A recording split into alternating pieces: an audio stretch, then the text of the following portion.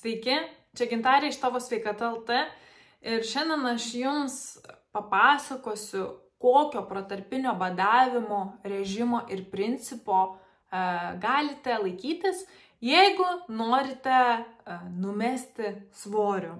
Kaip žinia, protarpinis badavimas išpopuliarėjo ne tik dėl to, kad su juo yra iš tiesų nesudėtinga numesti svorio, bet ir dėl to, kad jis turi labai daug įvairių kitų naudų sveikatai. Tai cholesterolio mažinimas, tai kraujospūdžio mažinimas, tai įvairių ligų prevencija, tai geresnė energija, tai ląstelių atsinaujinimas, tai imuniteto stiprinimas. Žinokit, begalė naudų badavimo ir protarpinio badavimo. Bet aišku, visi jį labiausiai mėgsta dėl to, kad tai yra labai nebloga priemonė mažinti kūno riebalą ir atrodyti geriau.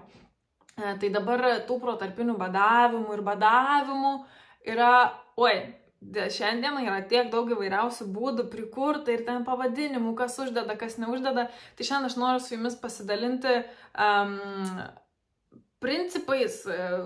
Iš tiesų tai du badavimo tipai, kurie iš tiesų jums padės labiausiai numesti svorį ir yra tokie logiškiausi, sakykim taip.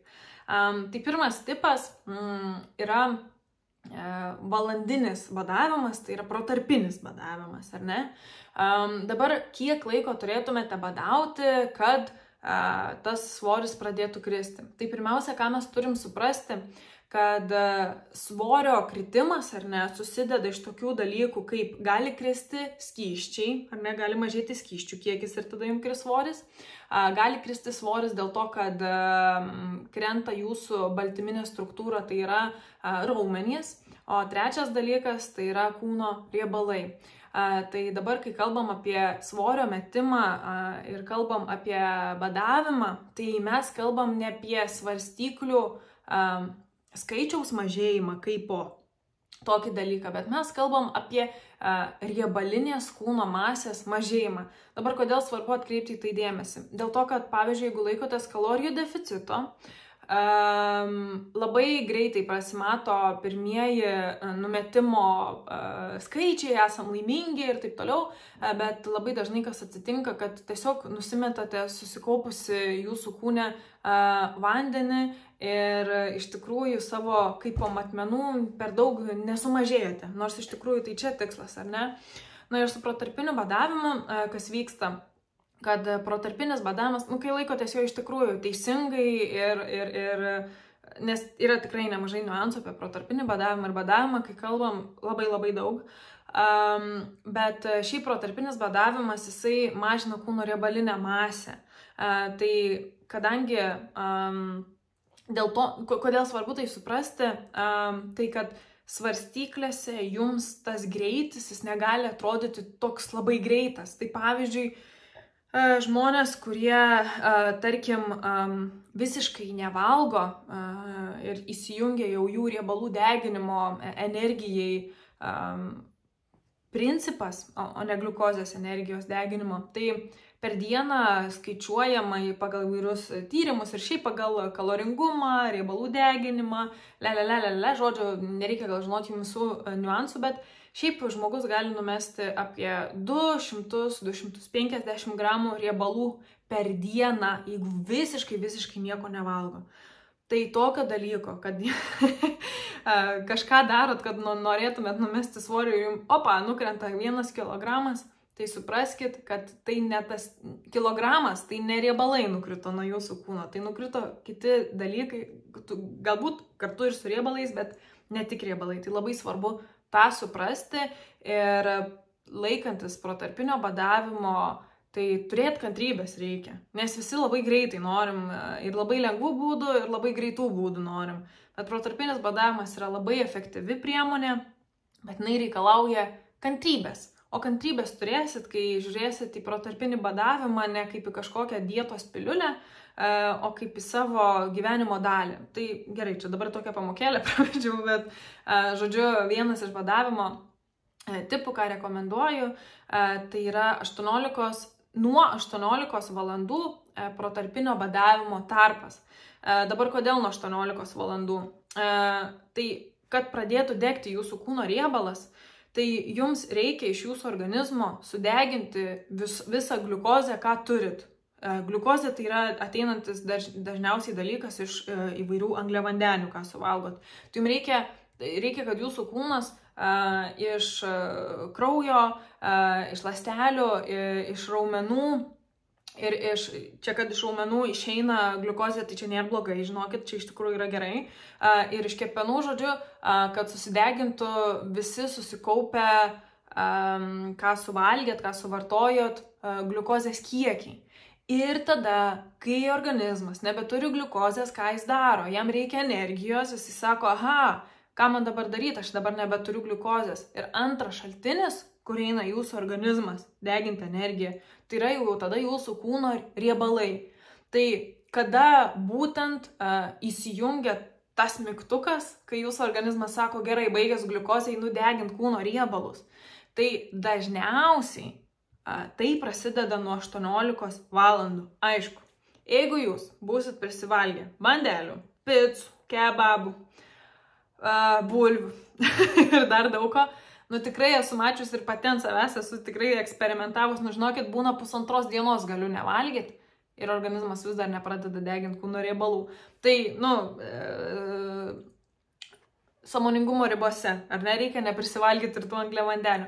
Bet šiaip dažniausiai normalių valgymo principų, ne kažkokių švenčių principų, tai nuo 18 valandų prasideda tas riebalų deginimas, jūsų kūno riebalų deginimas.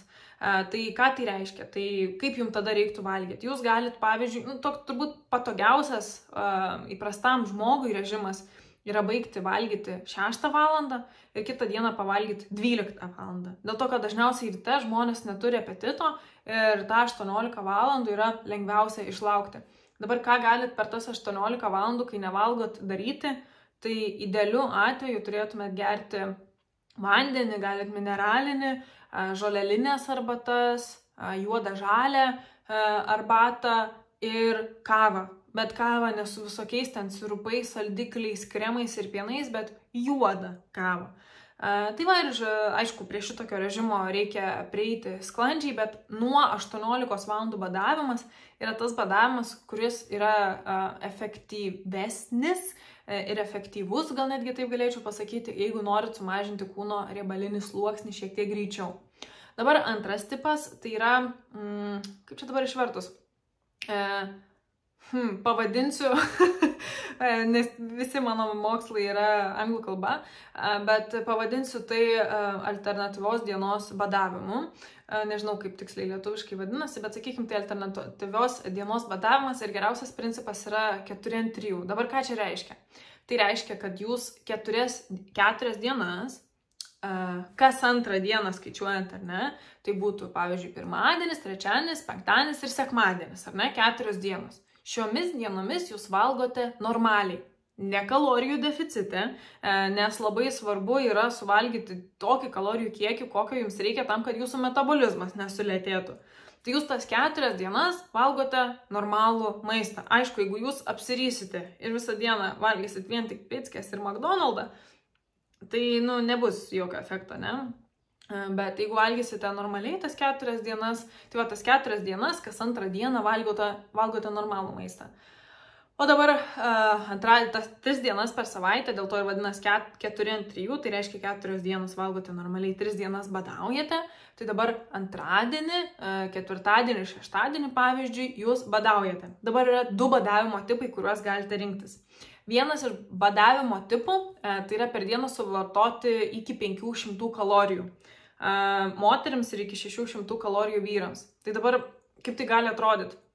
Tai vienas dalykas yra, kad jūs tiesiog pasiemat, atsisėdat ir vieną kartą dienoj pavalgot, ar ne?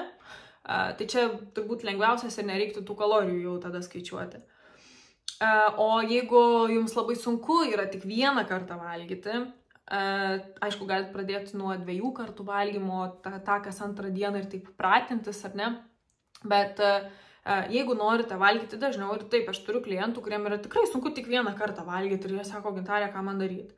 Tai aš tada jiems sustatau meniu iš tikrųjų iš 3 patiekalų, bet tie patiekalai yra nesotus, bet kai kuriem tai tikrai geriau veikia.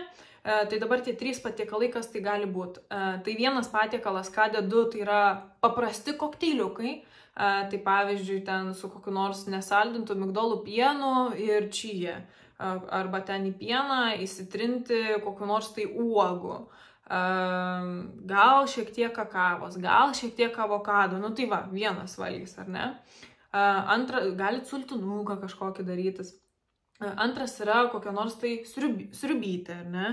Ten brokoliai, kalafiorai, grybai, va tokia sutrini ir susipili skysčio prieskonių, kiek nori ir va tokį antrą suvalgai. Trečias patiekalas gali būti netgi ten kažkiek mėsytės, ten 100-150 gramų, bet jinai ten orkaitė gal kokia nors kepta ir su kokiais nors ten raugintais kopūstais arba kokia nors kita nekrakmolinga daržovė. Tai va, 3 patiekalai iki 500 kalorijų, jaučiatės pakankamai neblogai. Aišku, nereiktų galvoti, kad kas trečią, kas antrą dieną, tas 3 dienas, kad jausitės ten super pavalgę ir sotus ir visa kita. Ne, tai yra iššūkis jums ir jūsų kūnui, bet prie to tikrai galima priprasti, prisiderinti ir galų gale taip sumažinti tą svorį. Tai šitie 2 būdai, kaip badauti, tai yra 18+ valandų badavimas arba 4-3 alternatyvių dienų badavimas.